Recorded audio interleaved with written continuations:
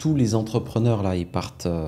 Ils partent. La Suisse, elle te laisse bosser, le Luxembourg aussi, l'Espagne aussi, hein, l'Allemagne aussi, ouais, il y a des pays qui te laissent bosser.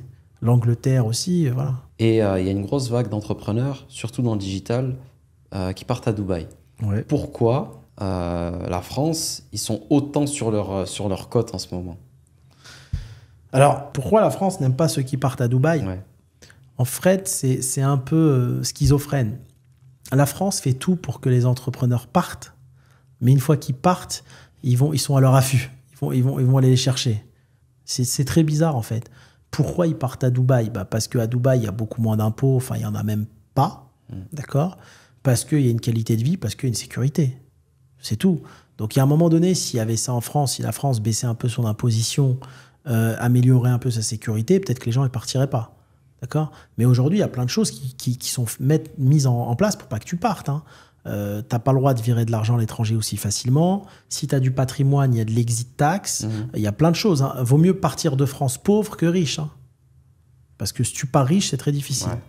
Et d'ailleurs, comment, si une personne est entrepreneur, si tu peux nous donner un petit tip, c'est qu'il veut sortir un peu son argent de France et pouvoir entreprendre ailleurs et s'expatrier.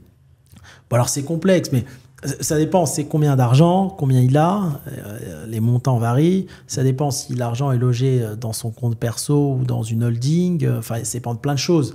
L'exit tax en France, je crois, je ne sais pas si elle a évolué, c'était 800 000 euros. C'est-à-dire à un moment donné, si tu as plus de 800 000 euros, tu quittes le pays, il faut déclarer et payer de l'impôt sur le reste que tu sors. Okay, je crois que c'était jusqu'à 800 000, tu pouvais partir avec ton argent, donc ça dépend. Est-ce qu'il a 10 millions, 20 millions? En général, les gens qui ont 10, 15, 20 millions, je pense qu'ils ont déjà des montages juridiques et des structures qui font que leur argent peut bouger déjà à travers le monde. Mais ça se prépare. Quand tu as des sommes comme ça, souvent, c'est que tu as vendu une entreprise ou que tu as vendu un parc immobilier et ça se prépare en amont de la vente. Hein. Avant? Bien sûr. D'accord. Bien sûr, bien sûr, bien sûr. Autrement, Très sortir difficile. de l'argent de France, c'est compliqué. C'est très difficile.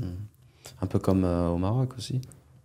Le Maroc, c'est pire. Hein. Le Maroc, l'Afrique du Nord, tous les pays, c'est pire. Hein. Ouais, tu peux pas sortir ton argent à l'étranger. Il y a des microsystèmes. Dubaï, tu peux.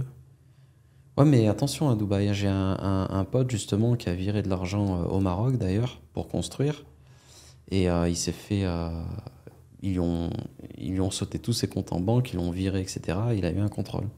Mais est-ce que l'argent était bien justifié? Bien sûr. Et pourquoi? La raison, c'était quoi? Il n'y a pas de raison.